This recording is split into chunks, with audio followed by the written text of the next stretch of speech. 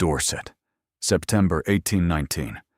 The dining room at Hartmere had not been lit like this in years. 40 candles in the old iron chandeliers, the long table set with the porcelain that had not come out of the cabinet since Sonara's mother was alive, and the county seated along both sides with the warm, attentive energy of people who had come to witness something they had already decided to admire.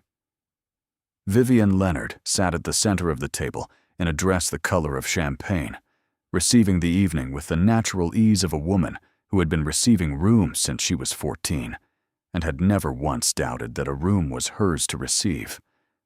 She was beautiful. This was not opinion.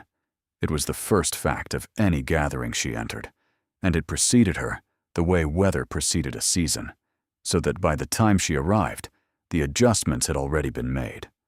Their father, Aldous Leonard, stood at the head of the table with a glass raised and the expression of a man delivering a verdict he had rehearsed in the carriage. "To Vivian," he said.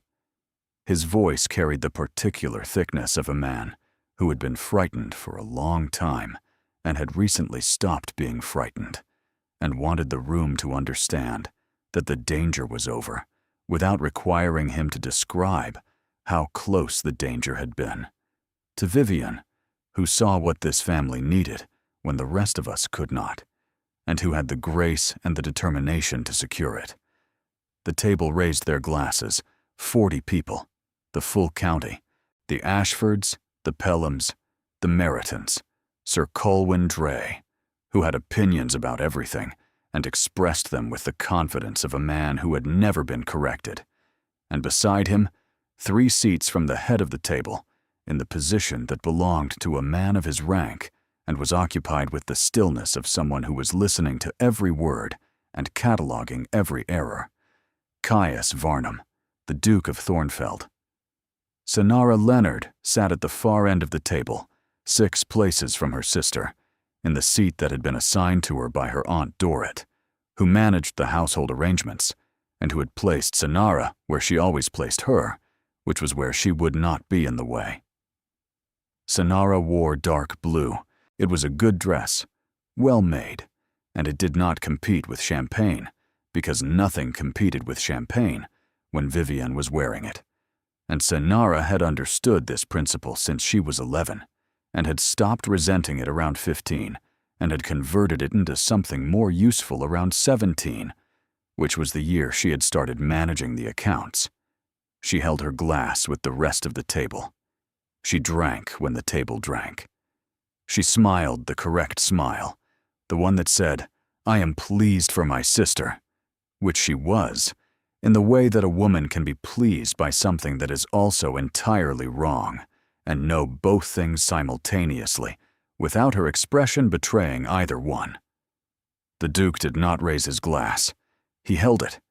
He looked at the wine in it with the attention of a man who was deciding something, and then he looked at the far end of the table, past the Ashfords and the Merytons and Sir Colwyn, to the woman in dark blue who was smiling the correct smile and saying nothing.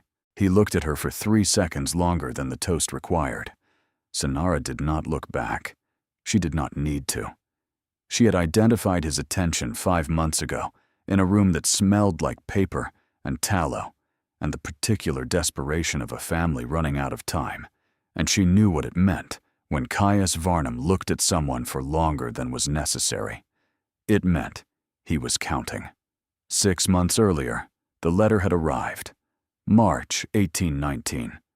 The letter came from Hatherley and Bourne, the Dorchester solicitors, who had managed the Leonard accounts since before Sonara was born, and it arrived on a Wednesday, which was the day Aldous Leonard reviewed the household accounts with his steward, which meant it arrived at the precise moment it would cause the most visible damage.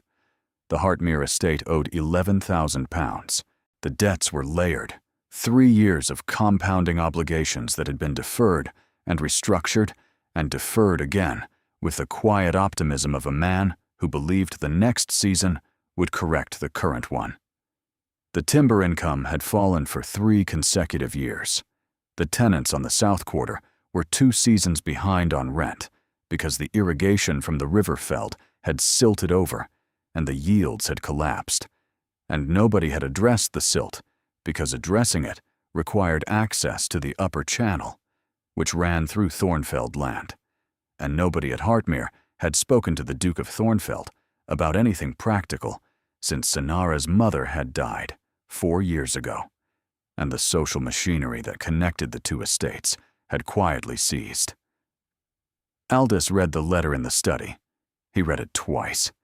He set it on the desk and put both hands flat on the surface and stared at the window with the face of a man watching something fall from a height and calculating when it would land. Sonara found him there 40 minutes later. She had come to deliver the quarterly household summary, which she had been preparing every quarter since she was 17, because her father had never asked her to and had never told her to stop, and the household ran better when someone was paying attention to the numbers. She saw the letter. She saw his hands on the desk. "How much?" she said. He looked at her. He had the face of a man who had been found in a condition he had intended to manage privately. 11,000, he said. She sat down across from him without being invited, which was a thing she had learned to do in this house, because if she waited to be invited, she would spend a great deal of time standing. She read the letter once, which was sufficient because Sonara read financial documents the way most people read faces, with an immediate, trained comprehension of what was being said and what was being withheld. She set it down. "The timber contracts," she said. "When were they last renegotiated?" "Your mother handled the tenant correspondence," he said. "After he stopped. The steward has managed it." "The steward has not managed it," Sonara said, in the level tone of a woman stating a measurement. "The steward has maintained it. Those are not the same thing." "I want to see the full accounts," she said. "The tenant ledgers, the timber contracts, the irrigation surveys, everything back to 1815. "Sonara," he said, and his voice carried the hesitation of a man who was about to say something about what was appropriate for a daughter, and then did not say it, because the daughter in question was the only person in the house who understood a ledger. She waited. She did not argue her case. She waited with the composed stillness she had developed sometime around 16, when she had realized that arguing for her competence cost more than demonstrating it, and that the demonstration, if she was patient enough, eventually made the argument unnecessary. He pushed the letter across the desk. "The accounts are in the cabinet," he said. "The bottom drawer." He paused. "Don't tell Vivian. The worry would not be useful to her." Sonara took the letter and went to the cabinet, and didn't say what she thought about the distinction between a daughter who was protected from worry and a daughter who was handed it. The ledgers were disorganized, pages loose, entries incomplete.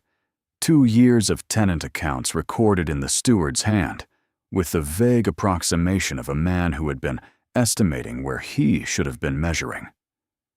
She carried them to the small sitting room she used as an office, the one at the back of the house that faced the kitchen garden, and that no one entered, because no one had any reason to enter a room that contained nothing but a desk and a woman doing arithmetic. She worked for 3 days. She ate at the desk. She slept 4 hours a night. She skipped the Tuesday dinner at the Ashfords because she was reconciling a discrepancy in the 1816 timber receipts that accounted for nearly 800 pounds of the deficit, and the discrepancy was more important than the Ashfords. Vivian went to the Ashfords. Vivian was radiant at the Ashfords. The county agreed that Vivian Leonard was a credit to the family, which was a family everyone knew, that was having a difficult time of it since Mrs. Leonard had passed. Sonara, on the night of the Ashfords' dinner, found the error. Not an error of arithmetic, an error of structure. The irrigation rights to the upper channel of the River Feld hadn't lapsed. They had been misfiled. The 1807 agreement between Hartmere and the Thornfeld estate granted shared access to the upper channel for agricultural use in perpetuity, and the agreement had been placed in the wrong cabinet by the previous steward, and no one had looked for it because no one had known it existed. And the entire collapse of the South Quarter yields 3 years of falling revenue, 2 seasons of unpaid rent, the slow bleeding that had brought Hartmere to the edge of 11,000 pounds of debt had its root in a piece of paper in the wrong drawer. She held the document under the candle at 10 minutes past midnight and read it twice, and then a third time to be certain. She thought about the upper channel and the silt and the South Quarter and the tenants who had been struggling for 3 seasons because water that belonged to Hartmere had been flowing through Thornfeld land unclaimed. She thought about the Duke of Thornfeld, whom she had never met, and whose cooperation she was going to need, and whose character she was going to have to assess from a position of no social standing, no introduction, and no authority beyond the fact that she was right. She put the document in her desk. She would not tell her father. Not yet. Not until she had a plan that was complete enough that he could not hand it to someone else. She blew out the candle and sat in the dark for a moment and thought about being the daughter who was handed the worry and not the protection, and whether that was an injury or an advantage, and decided, as she had decided many times before, that it was both, and that she preferred it to the alternative. The Duke of Thornfeld came to Hartmere on a Sunday in April, which was not his idea. It was the idea of Aldous Leonard, who had been persuaded by his sister Dorrit that the social connection between the 2 estates needed restoring, and that the simplest reason to invite the Duke to dinner was Vivienne. Dorrit Leonard had spent 30 years as the unmarried sister of Aldous Leonard, managing the household with the efficient conviction of a woman who had decided that if she could not have her own house, she would run someone else's to a standard that made the distinction irrelevant. She had views on Vivienne, which were favorable. She had views on Senara, which were not unfavorable precisely, but which operated within a framework that placed social presentation above all other qualities. And in that framework, Senara scored consistently lower than her sister. She had views on the Duke of Thornfeld, which were that he was 34, unmarried, wealthy, in possession of an estate that bordered Hartmere, and that Vivienne was exactly the kind of woman a duke should be presented with at the correct moment.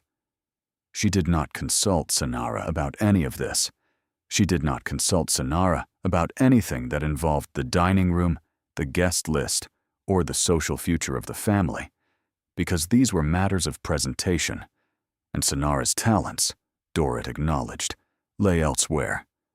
Elsewhere being the room at the back of the house with the ledgers and the candle and whatever it was she did in there until midnight. The Duke arrived at 5. He was taller than the county had prepared Senara for, and quieter than his title suggested, and he entered the Hartmere drawing room with the economy of a man who had been entering rooms for 20 years, and had learned that the less of himself he offered upon arrival, the more accurately he could assess what the room contained. Vivienne was positioned in the drawing room like a painting hung at the correct height. She wore ivory. Her hair was dressed with the small pearl combs that had belonged to their mother. She rose when the Duke entered with the fluid, unhurried grace of a woman who understood that the act of standing was itself a kind of introduction. "Your Grace," she said, and her smile was the one that worked on everyone. The warm, unguarded, entirely genuine smile that Senara had spent years trying to resent and had ultimately concluded was simply a fact, like weather, like the color of the sky, a thing that existed and could not be argued with. The Duke looked at Vivienne.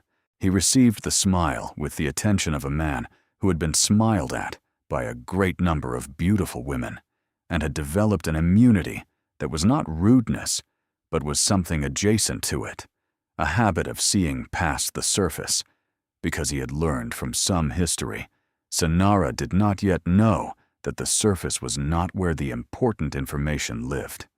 "Miss Leonard," he said. He was polite. He was correct.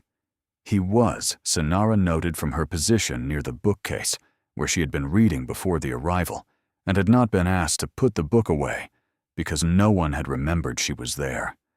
Not captivated. Vivienne did not notice this.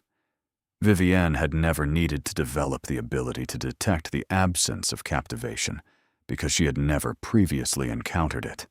Dinner was served. The Duke was seated beside Vivienne, which was Dorrit's arrangement. Sonara was seated at the far end, beside Sir Colwyn Dray's wife, who was kind and uninteresting, and the meal proceeded with the careful choreography of a family presenting its best version of itself to a man who had not asked to see it. Sonara watched from 6 places away with the focused attention she brought to all situations that contained information worth cataloging.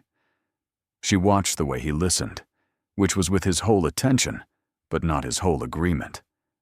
She watched the way he held his wine glass, which was without drinking from it, which told her he was a man who maintained control of himself in unfamiliar rooms. She was cataloging this when he asked about the estate. "The South Fields," he said to Aldous, across the length of the table. "I understand the yields have been difficult. My steward mentioned the irrigation." The table adjusted. This was not dinner conversation. This was business, raised at a social occasion, with the directness of a man who did not observe the boundary between the two because he considered the boundary artificial. Aldous hesitated. "The yields have been," he paused. "We are addressing the situation." "The upper channel," the Duke said. "The silt. It has been a problem for both estates. The Thornfeld tenants on the eastern boundary have reported the same difficulty." Sonara set down her fork. She set it down quietly, with the controlled precision of a woman who had just heard the single most important sentence spoken in this house in 3 years, delivered casually over roast lamb by a man who did not know he had said it. The Thornfeld tenants were affected. The silt was a shared problem. The 1807 agreement in her desk was not merely a historical document. It was a living instrument that applied to both estates, and the Duke had just confirmed it, without knowing he had confirmed anything at all. She looked at him. He was looking at her father. He had not looked at her all evening, which was not unusual, because no one looked at the far end of the table when Vivienne was at the center. But then he did. He turned from her father, and his gaze moved down the table, past the Ashfords and the candles and the porcelain that had not been out of the cabinet in 4 years, and it landed on Sonara, on the woman in dark blue with the fork set down, and the look of a person who had just received critical information and was already 3 steps into processing what to do with it. He looked at her for 2 seconds. She held his gaze. She held it with the still, direct attention of a woman who had something to say, and had decided this was not the moment to say it. He returned to the conversation. But Sonara had seen it. The flicker. The brief, involuntary registration of a man who had been looking at one thing all evening and had suddenly noticed something else. She picked up her fork. She finished her dinner. She said nothing for the rest of the meal. And when the evening was concluded and the Duke's carriage had departed, Sonara went to the back room and took the 1807 agreement out of the desk and read it again under the candle. She thought, "He does not know what I have." She thought, "When he finds out, it will change the terms of everything." She thought, "I will need to be the one who tells him, and I will need to do it without Dorrit or Vivienne or anyone else in this family, knowing I have done it until it is already done." She blew out the candle. She sat in the dark. She was very good at sitting in the dark. She had been doing it for years. She spent 3 weeks building the plan. Not the outline of a plan, not the optimistic sketch of a plan, but the full architecture of it, every wall load-bearing, every number verified, every assumption tested against the ledgers, until the ledgers confirmed it, or she revised the assumption. This was how Sonara worked. She presented structures that could hold weight, and she withheld them until they could. The 1807 agreement was the foundation. Shared access to the upper channel of the Riverfeld for agricultural irrigation in perpetuity, signed by the previous Duke of Thornfeld and Sonara's grandfather, witnessed by the county clerk, filed incorrectly, and forgotten by 2 generations of stewards. If the agreement was honored, and it was legally binding, and therefore would be honored, the upper channel could be cleared of silt, the flow restored to the south quarter, and the yields returned to the levels they had produced before the blockage. She calculated the projected revenue conservatively, using the worst 3-year average from the pre-silt period rather than the best, because Sonara did not build plans on optimism. She built them on the floor, not the ceiling. The restored yields would cover the tenant arrears within 2 seasons.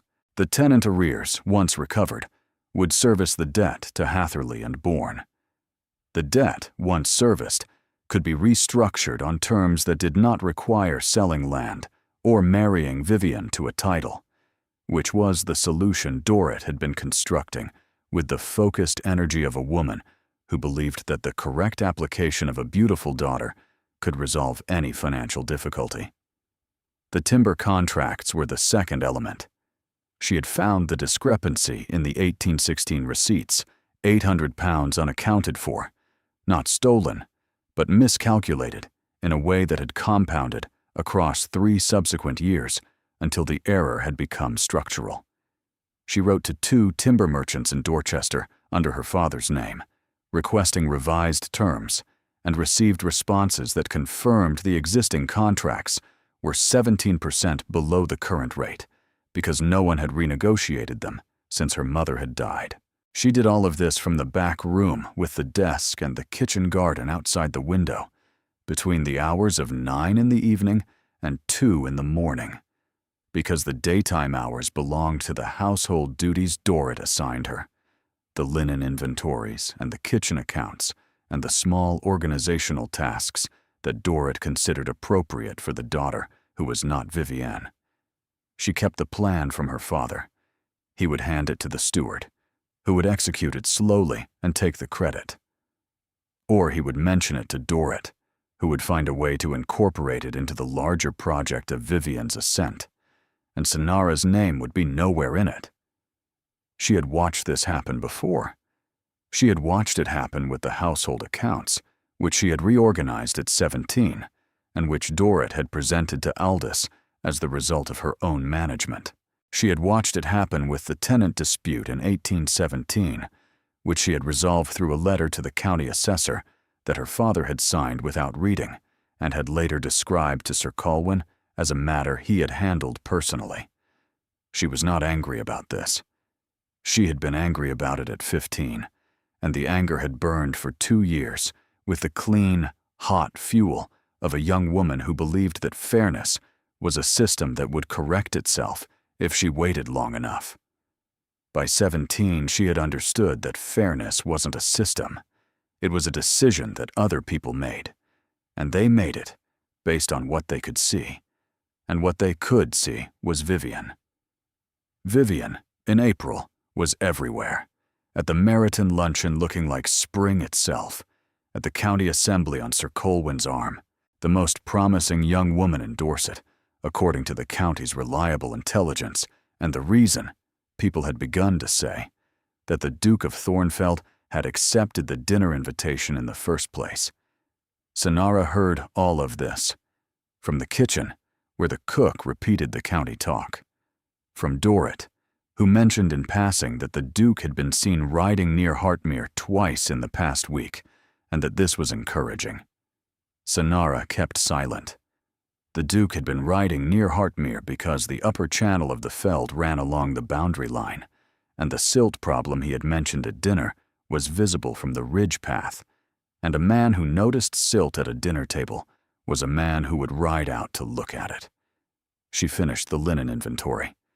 She went to the back room at 9 and worked until the candle guttered at 1:30, and in the morning the plan was complete. She wrote to him on a Monday. The letter took 3 drafts. The first was too formal. The second was too explanatory. Too much justification for why she was writing at all. Too much of the apology that women were expected to attach to competence when they presented it uninvited.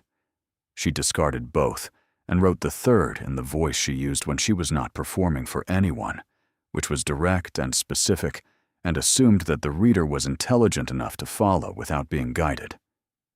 Your Grace, I am writing regarding the irrigation matter you raised at dinner on the 14th. I have located a document that is relevant to both estates. I believe a conversation would be more efficient than correspondence. I am available at Hartmere on Thursday morning. Sonara Leonard. She sent it under her own name, not her father's, which was a decision she made with the full understanding that it was unconventional and the full confidence that conventional channels would deliver the letter to Dorrit's desk before it reached the Duke's. His reply arrived Wednesday evening. It was in his own hand. It said, Thursday, 10. I will come to you. Thornfeld. She noted the economy of it. She noted that he had not questioned why the younger daughter was writing to him rather than the father. She noted that he had offered to come to her rather than summoning her to Thornfeld, which was either courtesy or curiosity, and she suspected it was both. He arrived at 10. She met him at the side entrance of the house, not the front, because the front entrance was Dorrit's territory, and Dorrit was in Dorchester for the day with Vivian, which was not a coincidence. Sonara had suggested the Dorchester trip on Monday evening with the careful indirection of a woman who had learned that the most effective way to manage Dorrit was to make Dorrit believe she was managing herself.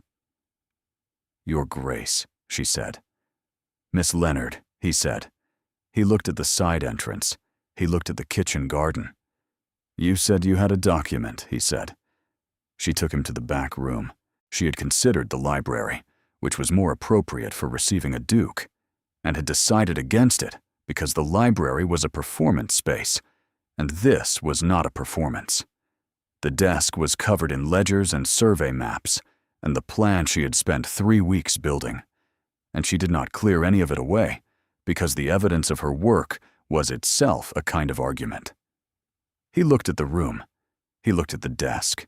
He looked at the ledgers, with the quick, comprehensive attention of a man who managed his own accounts and recognized the signs of someone who did the same. You work here, he said. Every day, she said. She opened the desk drawer and took out the 1807 agreement and placed it on the desk between them. He picked it up. He read it the way she had read the solicitor's letter in March, once through for content and then again for implication. And she watched his face move through the same sequence hers had moved through. Recognition, then calculation, then the specific stillness of a man who has understood something that changes a problem he thought he already understood. This grants shared access, he said. In perpetuity, she said. It was misfiled. No one has invoked it in 12 years. He set the document down. The silt in the upper channel, he said. If this agreement stands, the clearance is a joint obligation. It stands, she said. I have verified the signatures against the county registry. The witnessing clerk's records are intact. There is no legal basis for dispute. He looked at the survey maps on the desk.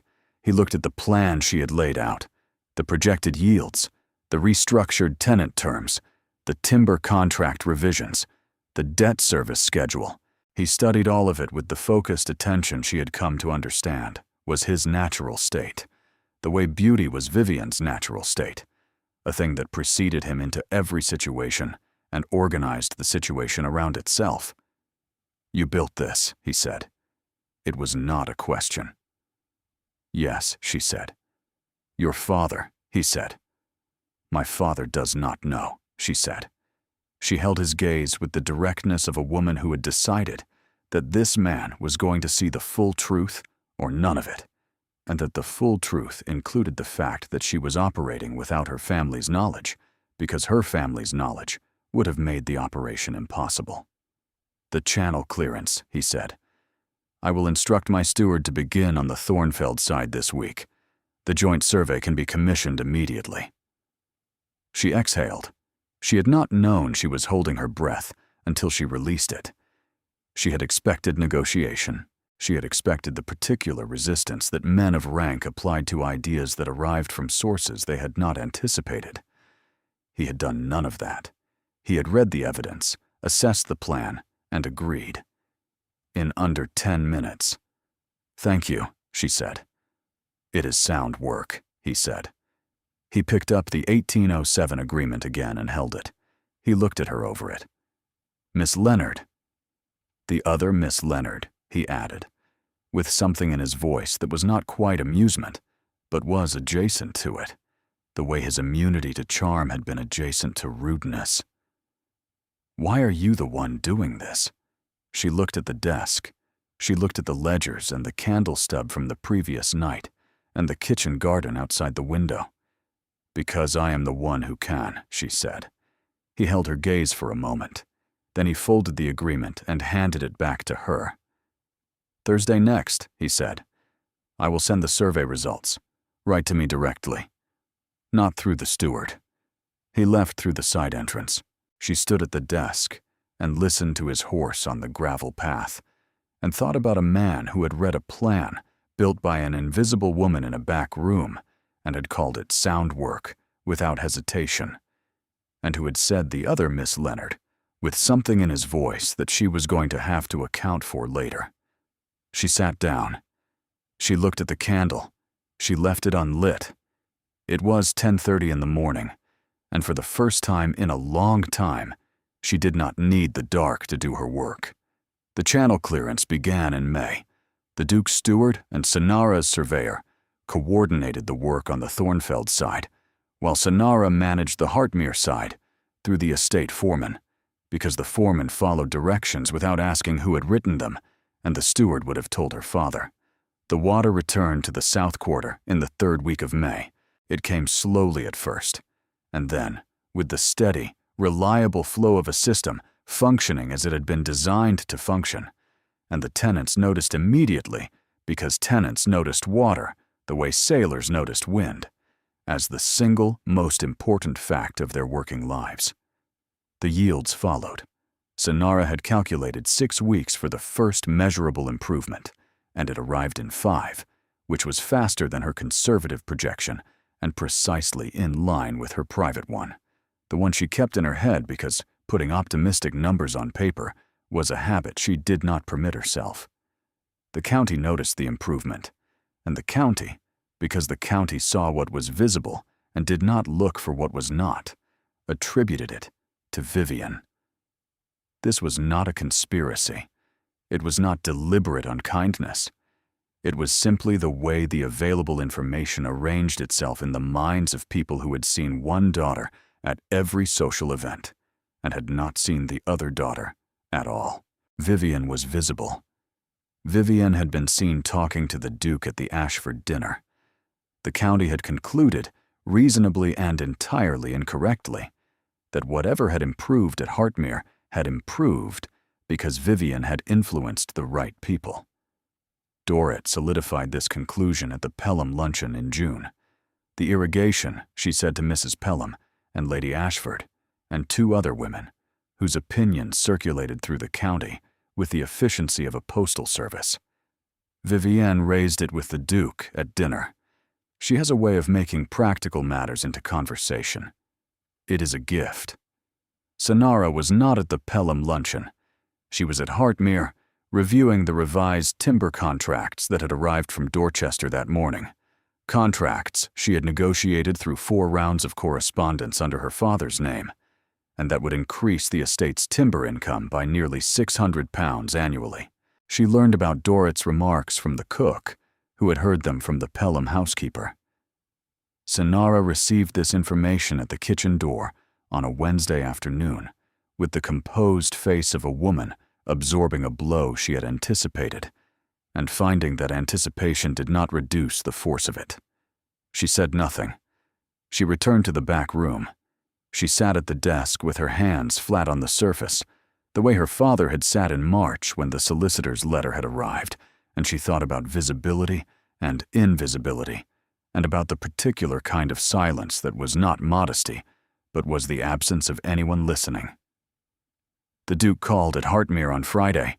He came to the front door this time, because Dorrit was home, and the front door was the only entrance that existed when Dorrit was home. He was received in the drawing room. Vivienne was there, in pale yellow. Dorrit was there, managing the occasion with the invisible hand of a woman who believed she was directing a play and had assigned all the roles correctly.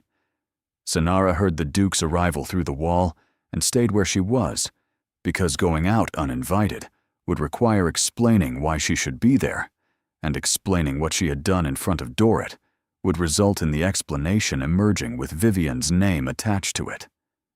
She listened to the drawing room sounds through the wall, and then she heard something she had not expected. She heard him ask a question, and she heard the pause that followed, the specific pause that meant the question had not been answered because the person being asked did not know the answer. She heard Dorrit's voice, redirecting. She heard Vivienne's voice, filling the space. His carriage left. Dorrit pronounced the visit a success. The afternoon continued. Sanara sat at her desk and thought about the question the Duke had asked that no one in the drawing room could answer. She did not know what the question was. She knew, with the certainty she brought to numbers and documents and every true thing she had ever identified, that she could have answered it. She lit the candle. It was 3 in the afternoon, and she did not need the light. She lit it because the flame was the only thing in the house that knew what she had done, and she needed, for one moment, to be in the company of something that knew. The dinner was Dorrit's design.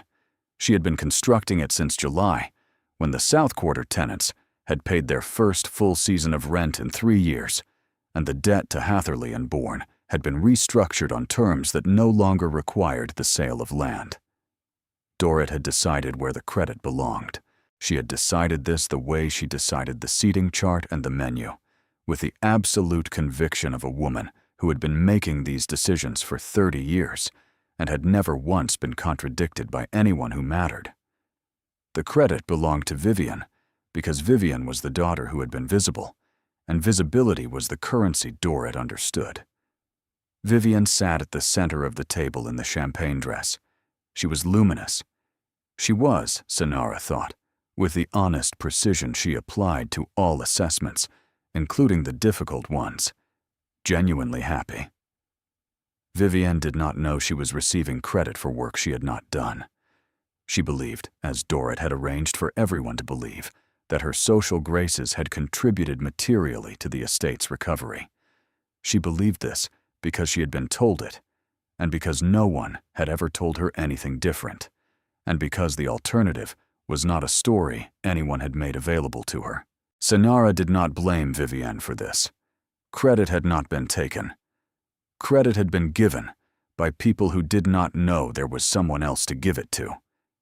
She blamed the silence, her own silence, the silence she had chosen and maintained and used as a strategy, and then as a shield, and then as a habit, until it had become the architecture of her invisibility, and she could not dismantle it without dismantling everything she had built inside it. The toasts began after the second course. Sir Colwyn rose first, because Sir Colwyn always rose first. He said something about the Leonard family's resilience. He raised his glass to Vivienne. Then Aldous rose. Her father.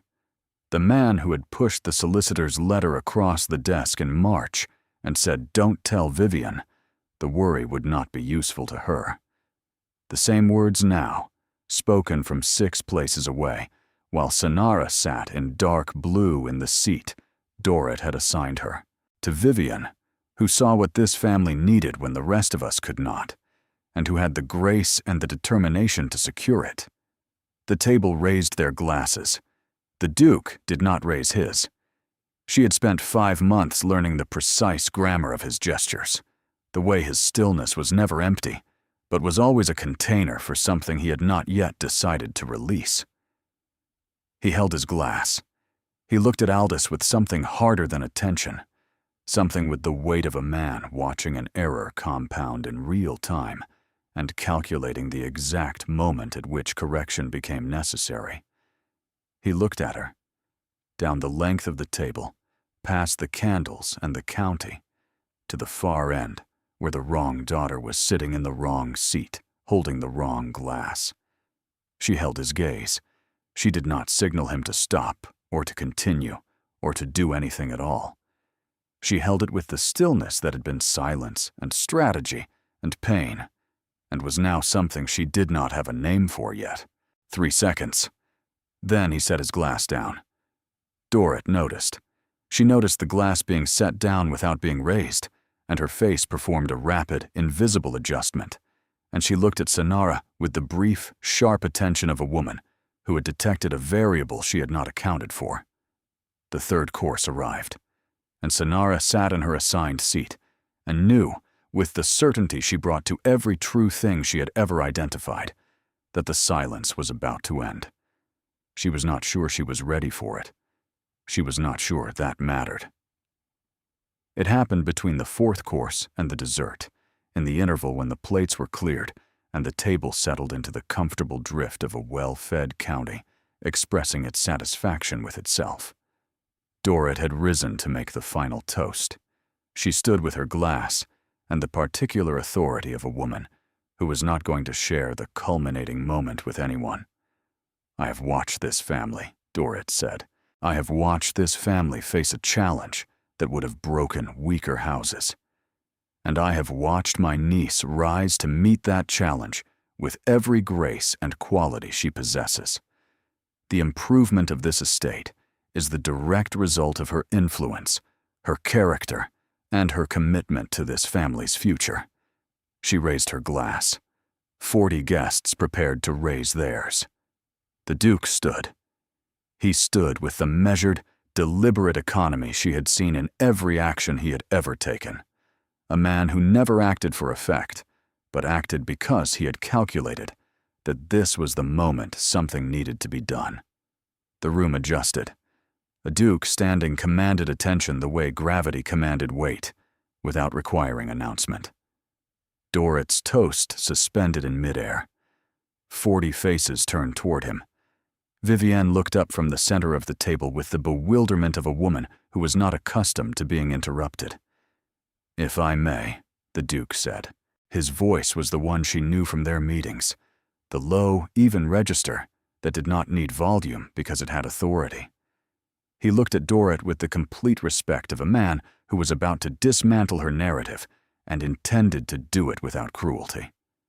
"Miss Leonard's qualities are considerable," he said, "and nobody in this county would dispute them." He paused. "But the recovery of this estate is not the result of social influence.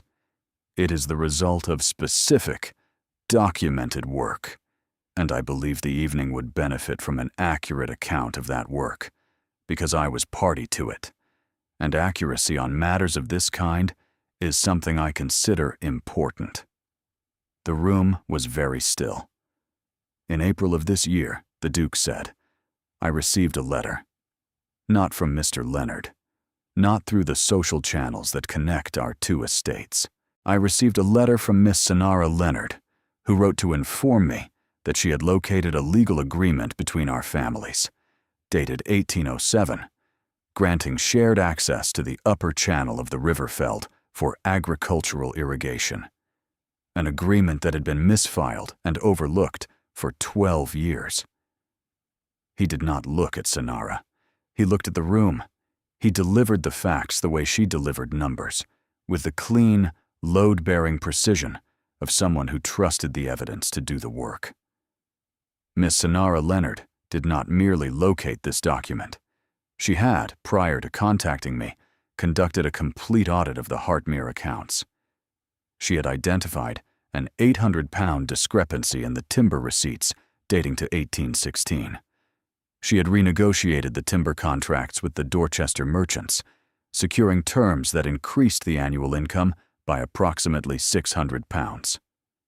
She had projected the yield recovery from the restored irrigation conservatively and built a debt service schedule that allowed the obligations to Hatherley and Bourne to be restructured without the sale of land. The room was not merely still now. It was the kind of still that required effort to maintain, the kind that meant 40 people were holding themselves in place because moving would mean acknowledging what they were hearing. She built this plan, the Duke said, from the back room of this house, working between the hours of 9 in the evening and 2 in the morning, because the daytime hours were occupied by other duties. She coordinated the channel clearance through the estate foreman. She corresponded with my steward, and with me directly on matters requiring joint action. Every significant decision in the recovery of this property was made by her, executed by her, and verified by her. He looked at Aldous, whose face had undergone a change that was not sudden, but was comprehensive. A man watching something he thought he understood rearrange itself into something he had never seen. He looked at Dorrit, whose glass was still raised, and whose face carried the strain of a structure encountering a load it was not designed to bear. He looked at Vivian, who held something Sonara had not expected. Not anger, not humiliation, but the specific bewilderment of a woman discovering in real time that a story she had believed about herself was not the story at all. I do not say this to diminish anyone at this table, the Duke said. I say it because I was asked to raise a glass to the person who saved this estate, and I find that I cannot raise it to the wrong person. The work was done. It was done brilliantly. And it was done by the woman seated at the far end of this table, in the seat where she has been placed all evening, which is not the seat she has earned. As he raised his glass, he looked at Sonara. To Miss Sonara Leonard, he said, whose competence I have had the privilege of witnessing firsthand, and whose contribution to this family and to this county deserves to be acknowledged by the people who have benefited from it. He drank. The room held for one long, suspended moment. Then Mrs. Ashford raised her glass. Then Sir Colwyn, who had opinions about everything and was rapidly forming a new one. Then the Pelhams and the Meritons, and one by one, and then all together, the county raised its glasses to the wrong end of the table, where Sonara Leonard sat in dark blue, with her hands in her lap, and her eyes burning with something she was not going to release in front of 40 people. She inclined her head. The smallest acknowledgement, the kind that said, I receive this. I will not perform gratitude for it. I will carry it out of this room and examine it in private, where the important things have always happened. The Duke sat down. He did not look at her again for the rest of the course. He did not need to. He had said what needed saying. The rest was between them, and it would wait. The dinner concluded with the strained efficiency of an evening that had been redirected mid-course and could not find its way back to the original route. Dorrit managed the remaining hour with rigid composure, a woman whose architecture had been exposed as incomplete. She looked at the middle distance with the fixed attention of someone who was going to have a great deal to think about when the last carriage departed. Vivian found Sonara in the hallway between the dining room and the drawing room, in the narrow passage where the portraits of 3 generations of Leonard women hung in their heavy frames, and where the candlelight from both rooms met in the middle and made the air warm. Vivian's face was not what Sonara had prepared for. She had prepared for anger, or for the polished deflection that Vivian applied to uncomfortable situations. None of these was present. What was present was a woman who had been given a piece of information she had not possessed, and was holding it carefully, the way a person holds something fragile they have just discovered belongs to someone else. The accounts, Vivian said. Since when? Since I was 17, Sonara said. Vivian looked at the portraits on the wall. She looked at their mother's portrait, the one with the direct gaze and the practical hands, and the face that Sonara had inherited, and Vivienne had not. Did you think I wouldn't care? Her voice was low and had the weight of something pressed flat and trying to recover its shape. I thought you wouldn't be told, Sonara said. Vivienne looked at her. That is not the same thing. No, Sonara said. It is not. Vivienne reached out and took Sonara's hand, briefly, with the uncalculated warmth that was her genuine quality, the thing underneath the beauty and the social grace that Sonara had been unable to resent because it was real. I would have cared, Vivienne said. Then she released Sonara's hand and went into the drawing room with the composure of a woman who was going to finish this evening on her feet and reckon with it tomorrow. Her father found her 20 minutes later. She was in the back room. She had not gone to the drawing room. She had come here, to the desk and the ledgers and the kitchen garden window, showing nothing but dark, because this was where the true things lived. He stood in the doorway. He looked at the room with the comprehensive attention of a man seeing something he had walked past 1,000 times and never entered. How long? He said. Since March, she said. Since the solicitor's letter. He sat in the chair across from the desk, the same chair the Duke had sat in 5 months ago. He looked at the ledgers, the survey maps, the timber contracts, the debt service schedule in her handwriting, precise and without error. He was quiet for a long time. Not the quiet of a man deciding what to say, but the quiet of a man understanding the weight of what he had not said, for years, to the daughter who had been sitting in this room while he stood in the drawing room, raising his glass to the wrong person. I told you not to tell Vivienne, he said, because the worry would not be useful to her. Yes, Sonara said. He looked at his hands. And I didn't think about what that meant. About which daughter received the worry and which received the protection, and what both of those decisions said about how I saw you. Sonara looked at the candle stub, cold in its brass holder. She felt the specific ache of hearing her father name the thing she had carried without naming it herself, because naming it would have given it a weight she could not afford while she was still carrying everything else. You saw what was true, she said. You saw that I was the one who could do it. That is not nothing, Father. He looked at her. It is not enough, he said. She held his gaze, and in the space between them, something shifted that had been fixed in place for a long time. And the shifting was not dramatic. It was not a scene. It was the quiet rearrangement of a man's understanding of his own household, and it cost him something she could see in his face and did not look away from. I am proud of you, he said. I have been proud of you. I have not said it in the rooms where it mattered. He paused. That changes now. She nodded. She was not going to cry in this room. This room was for work, and the work included receiving what had been owed to her without collapsing under the back payment. He put his hand on her shoulder as he passed, briefly, the way he touched things he considered solid, and then he left. She heard the footsteps before she placed them. They were not her father's. They had the measured, deliberate cadence she had learned to identify at the boundary line, at the side entrance, at this door, the walk of a man who never arrived anywhere without having decided to. The Duke stood in the doorway. He had not left with the county. He was here, in the doorway of the room where the true things lived, and he was looking at her with the face she had seen at the dinner table when he had set his glass down without raising it, not cataloging, not assessing. The one that came after all of those, when the calculations were finished, and the evidence was in, and there was nothing left to do but stand in a doorway and let the conclusion be visible.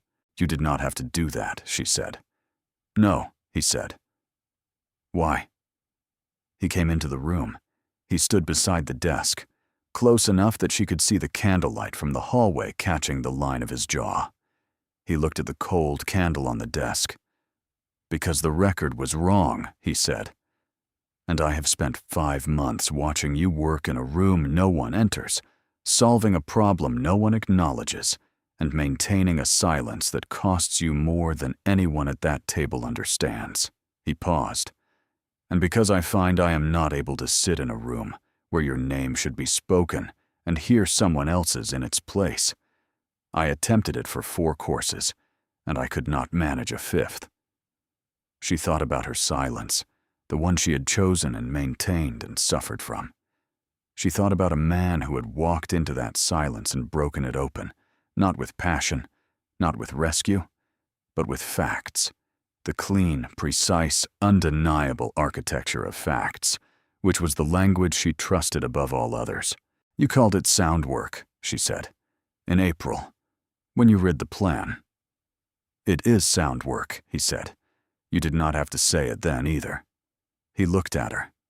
"No," he said, "but I recognized it." He paused. "I recognized you." She stood. She came around the desk.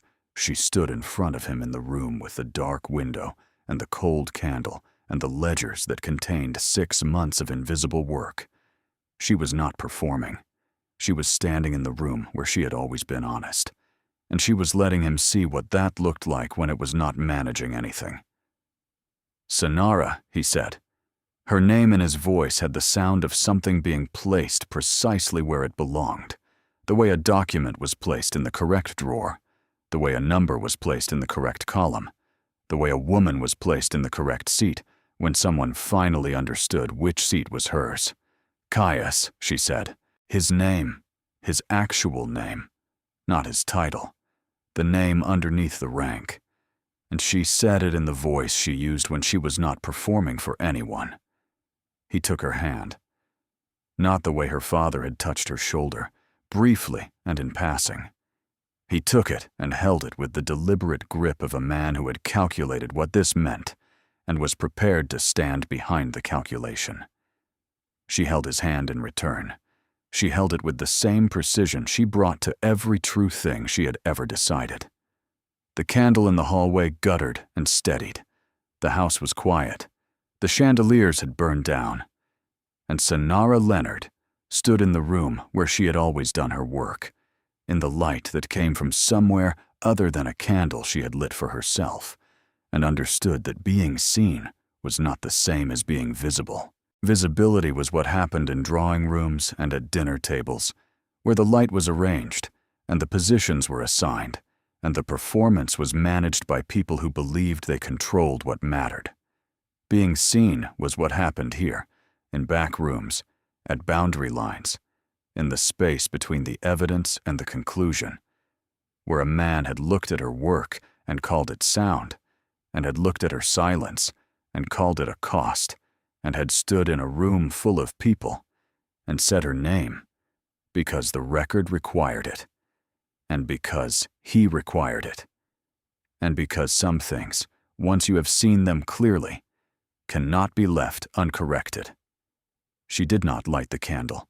She did not need to. For the first time, someone else had brought the light.